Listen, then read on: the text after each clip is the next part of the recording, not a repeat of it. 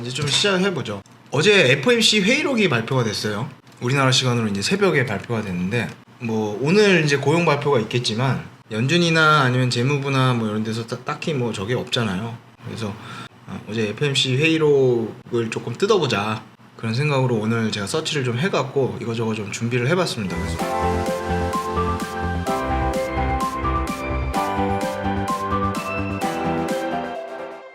사실 이번 FOMC 회의록 발표된 걸 보면 이슈는 하나예요, 하나. 근데 그게 뭐냐면 YCC입니다, 여러분. YCC, 일드 커브 컨트롤, YCC에 대해서 논의가 굉장히 많이 이루어졌고, 그게 거의 메인이었어요. 그거 말고 다른 거는 사실은 별 영향가가 없었고. 그래서 결론부터 좀 말씀을 드리면, 어제 밝혀진 FOMC 회의록 결과에만 보면 이제는 YCC는 좀 물 건너갔다고 좀 봐야 됩니다. 그 내용을 오늘 지금부터 좀 보도록 하죠. 일단은 제가 결론을 좀 먼저 알려드리고 시작을 했는데, 어제 FOMC 회의록이 발표가 난 다음에 시장의 반응이 어땠는지부터 우리가 조금 공부를 해봐야 돼. 보시면 이거는 제가 오늘 아침에도 보여드렸던 거지만 5년물 채권 수익률이 쭉 이렇게 올라왔죠. 그래서 워낙에 사실은 엄청 낮은 수준이었어요, 이 채권 수익률 자체가. 근데 이 녀석이 뽕 올랐고, 그 다음에 5년물이 가장 크게 반응을 했습니다. 이거는 제가 엑셀로 뽑은 거예요, 이거. 자, 이게 3년물, 5년, 7년, 10년, 20년, 30년인데요. 어제가 이제 7월 1일이었잖아요. 그러니까 이 그래프는 뭐냐면 7월 30일, 7월 1일, 그러니까 하루 사이에 금리가 얼마만큼 변했는지를 지금 제가 막대 그래프로 나타낸 거예요.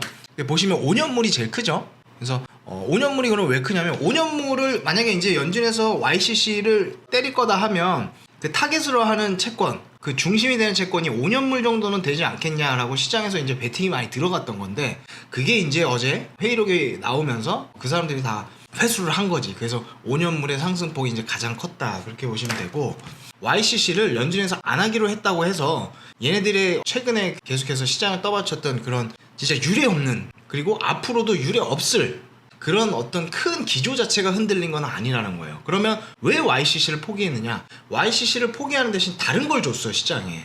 그래서 시장이 어제 많이 저기를 한 건데, 그거를 이제 지금부터 좀 따져보죠. 지난번에 FOMC를 기억하실지 모르겠습니다만, 점도표가 발표됐을 때 2022년 연말까지는 제로 금리를 유지하겠다고 점도표상으로 나왔었죠. 그리고 그 당시에 파월 의장이 뭐라고까지 얘기했냐면, 금리 인상을 생각하는 것조차 생각하지 않는다.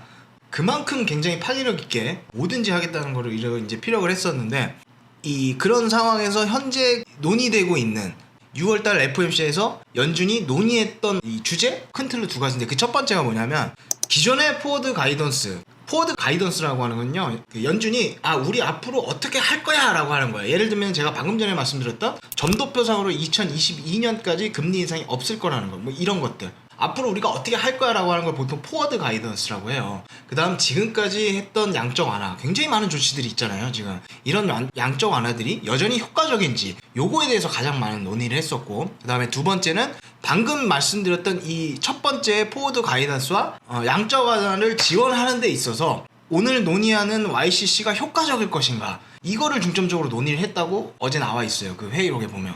그래서 이 두 가지인데, 어찌됐든 결론은 뭐냐? 자, 2번에 대해서는 NO, YCC에 대해서는 NO. 근데 왜 NO했냐? 그러니까 1번에 대해서는 YES 했기 때문에 2번을 NO 했다는 거예요. 그래서 이게 연준의 어떤 기조 자체가 변한 게 아니라고 하는 거거든요, 제가. 기존에 우리가 했던 양적 완화라든지, 아니면 뭐 SMCCF, 뭐 PMCCF라든지, 그 기본재난 소득하고 뭐 이런 일련의 것들이 지금 매우 시장에서 효과적이고 잘 작동하고 있다. 그리고 여기서 추가적인 어떤 액션을 취하는 게 YCC. 그래서 이번에 이제 기존의 1번에 대한 것들, 포워드 가이던스와 양적 완화, 요런 것들을 우리가 보통 이제 비전통적 카드라고 하거든.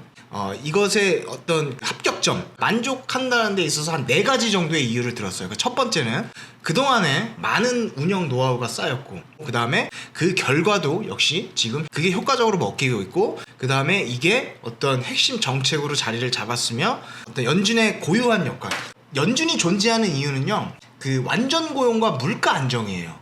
이거를 달성하는 데 있어서, 혹은 이 목표를 달려가는 데 있어서 굉장히 지금 잘 작동하고 있다고 나름대로 지네들이 판단을 했다는 거예요.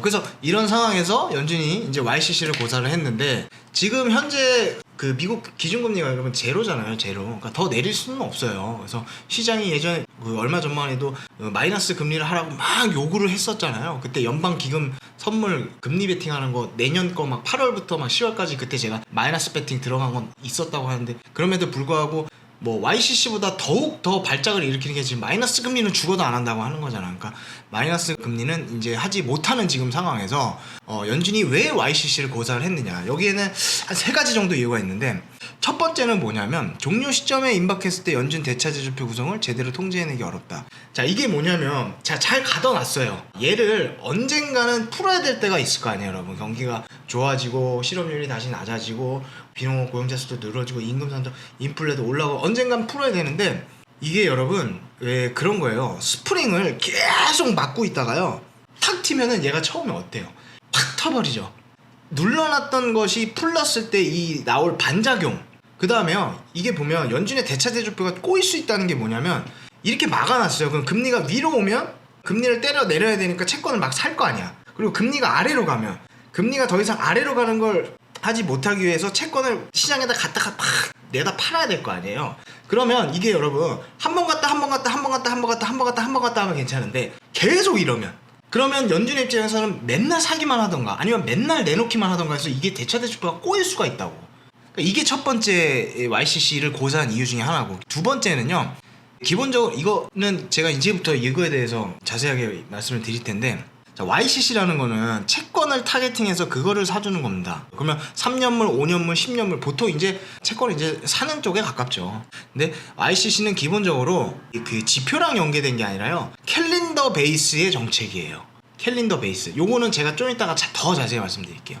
그 다음에 세 번째는 제가 아까 말씀드렸다시피 중앙은행 독립수요로. 그래서 이런 어떤 3가지의 문제점 때문에 YCC를 고사를 했는데, 특히 여기서 뭐가 문제냐면 두 번째가 제일 문제인 거야. 두 번째가 뭐냐, 지금 제가 방금 드렸던 YCC는 아웃컴 베이스 정책이 아닐까. 아웃컴이라는 거는 이제 경제 지표라든지 경기가 돌아가는 상황이라고 보시면 돼요. 그게 아니라 캘린더 베이스라는 거예요. 그러니까 예를 들면 이런 거지.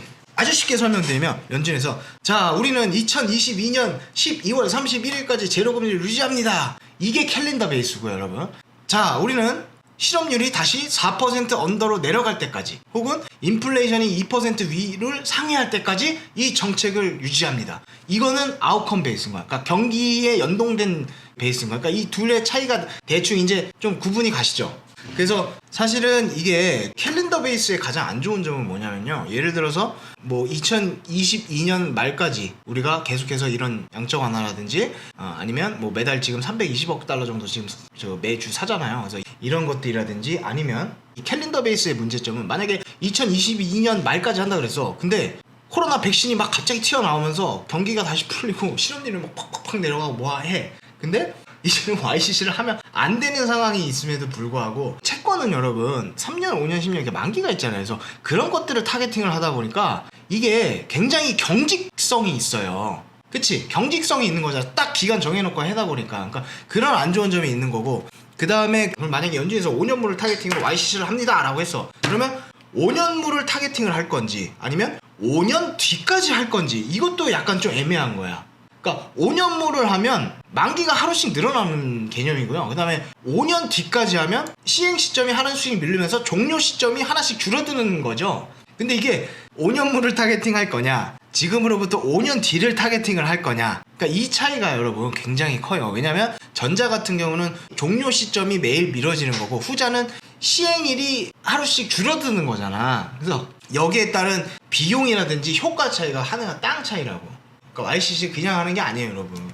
이런 것 때문에 이제 고사를 한 건데, 물론 모든 연준위원이 반대를 한 건 아니에요. 반대를 한 건 아니고, 여기 그러니까 어제 회의록에 나온 거 보면 2명은 찬성을 했대. 찬성을 해서 너무 장기적인 거를 타겟팅하지 않고 단기랑 중기 위주로 수익률 타겟팅해서 하면, 사실은 지금 이 상황에서 이것보다 더 시장에 어떤 확실한 믿음을 던져줄 만한 게 있겠느냐. 그래서 2명 정도는 또 찬성을 했다고 하고, ICC를 하자고 했던 2명의 연준 위원들이 내세웠던 어떤 그 찬성에 대한 근거. 자, 첫 번째는 과거 회복기에 경험했던 것과 같이 정책 변경에 대한 우려가 성급하게 형성되는 걸 막을 수 있고, 예를 들면 2013년 테이퍼 텐트럼. 자, 이건 무슨 얘기냐면, 과거 회복기에 경험했던 것 같이 정책 변경에 대한 우려가 성급하게 시장에 나타날 경우. 자, 여러분 2013년도 혹시 기억나세요? 2013년도 테이퍼 텐트럼 기억나시는 분? 그때 뭐가 있었냐면 버냉키가 이제 그 연준 의장이 되고 2008년부터 Q2, Q3 뭐 오퍼레이션 트위스트 뭐 양적 하나 별짓을 다 했죠. 그러다가 이 처음으로 그러니까 테이퍼링에 대한 그 힌트가 나왔던 게 2013년도입니다. 근데 그때 나왔을 때 시장 폭락하면서 채권 확 올라갔어요. 그 단기 변동성이 굉장히 커졌던 적이 있어요. 그러니까 그때처럼 캘린더 베이스 말고 이런 아웃컴 베이스, 그러니까 경기를 모니터링하면서 거기에 유동적으로 그 융통성 있게 이렇게 이런 식으로 조절하다 보면 언제까지 무조건 합니다라는 게 없이 이런 식으로 가다 보면 그때처럼 혹시 시장이 좋아지고 뭔가 해서 정책이 변경이 될 때 시장이 이렇게 크게 화들짝 놀랄 수 있는 거를 막을 수 있다는 거야, YCC는. 근데 이건 맞는 말이죠, 여러분. 이게 어떻게 보면 YCC가 갖는 가장 큰 장점이지. 자, 그 다음에 두 번째는 뭐냐면 연준의 대차 대조표가 팽창되는 거를 막을 수 있다는 거예요. 자, 이것도 굉장히 좋은 건데 이건 뭐냐면요. 자, 일본은요, 여러분, YCC를 시행한 지 꽤 됐습니다. 걔네들은 예전역부터 했어요. 근데 YCC를 실행함으로 있어서 사실은 일본은 자산 매입이 줄었어요. 왜 이럴까? 왜 그럴까요? 여러분, 내가 만약에 채권을 들고 있거나 채권을 투자하려고 하는 사람이에요. 그러면 연준에서요, 자, 뭐 예를 들어서 이 10년물, 2년물 채권 금리는 0% 고정시키고 10년물 채권 금리는 예를 들어서 0.1% 고정시켜서 이 범위 내에서 금리가 저랑 움직이게 우리가 지금부터 하겠습니다. 파월이 이렇게 얘기했어요. 그러면 그렇게 이제 연준에서 얘기를 해버리면 사람들이 알아서 긴다는 거야. 시장 참여자들이. 만약에 예를 들어서 하단이 제로고 위에가 0.1이라고 하면 0.1 근처 가면 알아서 다시 내려오고요. 0 근처 가면 알아서 다시 올라와요. 이거는 사실은 굉장한 효과죠. 그 일본이 실제로 그렇게 보여줬잖아. YCC를 통해서 이런 것들을 하면 어떤 이렇게 급격하게 연준의 대차 대조표가 팽창되는 것을 막을 수 있는 효과가 있다. 이것도 굉장히 좋은 장점 중에 하나지. 그래서 사실은 그 버냉키 같은 경우는요, 2002년도인가 어디 거기 나와가지고 자기가 가장 선호하는 정책이 YCC라고 할 정도였었어요.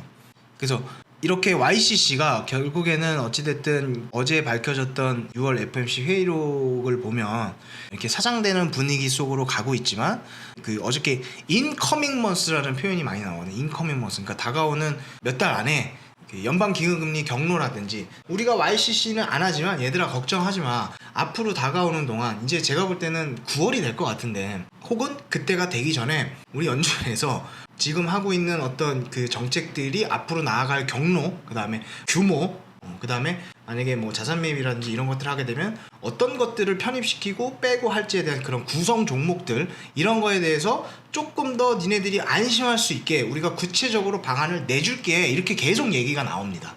그래서 인커밍 months, 그러니까 몇 달 안에, 그러니까 가까운 미래에 밝혀주겠다, 이런 것들이 계속 자주 나와요. 여기까지 했고, 그 다음에 가장 중요한 거는 여기서 또 한 가지가 나왔는데 제가 설명드릴게요.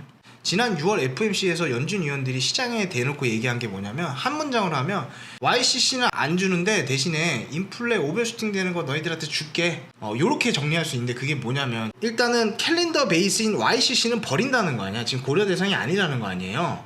경기 지표라든지 어떤 이런 실업률, 인플레, 고용자 수, 이런 것들에 타겟팅을 한 이 아웃컴 베이스로 해서 정책을 유지하겠다고 한 거 아니에요. 근데 그 중에서도 FOMC에서 연준 위원들이 가장 선호한 거는 뭐였냐면 인플레이션이었어요. 인플레이션. 원래 연준이 계속해서 그 2008년 이후에 돈 풀고 제낄 때 했을 때도 얘네들의 장기 기대 인플레는 2%였어요, 여러분. 2%. 인플레가 2%까지 갈 때까지 계속 이러한 기조를 유지하겠다는 거예요. 어제 나온 거는. 근데 이 2%가 지금 굉장한 디플레잖아. 지금은 저기 물가 상승률 자체가 띡띡띡 올라와서 2%를 딱 치면 여기서 이제 우리 할 일은 끝났어. 자, 이제 시장의 유동성 빨아들여. 이게 아니라 모데스트 템퍼러리 오버슈팅이라는 표현이 나와요. 2%가 아니라 2%를 뚫고 가는 것까지 요용인하겠다는 거야. 뚫고 올라가서 얘가 위에서 이렇게 막 파도를 치면서 평균치가 2%, 그러니까 2%에 안착할 때까지 지금의 기조를 유지할게 라고 얘기를 했다는 거야. 그러니까 지금 상황은 사실 여러분, 코로나가 지금 완전히 해결이 안 됐잖아요. 백신이 나온 게 아니고 치료제가 나온 게 아니잖아요. 그러면 코로나 이놈이 어디로 튀느냐에 따라서 경기라든지 이런 것들이 상황이 급격하게 좋아질 수도 있고 다시 급격하게 나빠질 수도 있는 굉장한 지금 불확실성 속에 살고 있단 말이에요, 우리는. 그리고 그 시장에 있는 사람들, 그 사람들의 마음속에 뭔가 각인을 확 시켜주기 위해서는 뭐 봐가면서 하고 뭐 이런 게 아니라 언제까지 딱 한다. 그때까지 해서 안 되면 또 연장 딱 여태까지 한다. 이런 식으로 해야지 그 사람들 마음속에 각인을 팍 시킬 수 있으니까 우리 이렇게 합시다 라고 한 사람도 있다는 거예요, 몇 명은. 그래서 어찌됐든 결론적으로는요, 인플레 2% 위에 오버슈팅까지 허용을 하는 걸로 걔를 기준 잡고, 그 다음에 YCC는 일단은 제껴놓고 경기 지표의 아웃컴 베이스로 한 이 완화 정책을 계속해서 유지해 나가고 더 강화시켜 나가고 더 경로라든지 목표치라든지 아니면 이런 것들에 대해서 조금 더 분명하게 시장 참가자들한테 던져주겠다, 요런 흐름으로 갔다는 겁니다.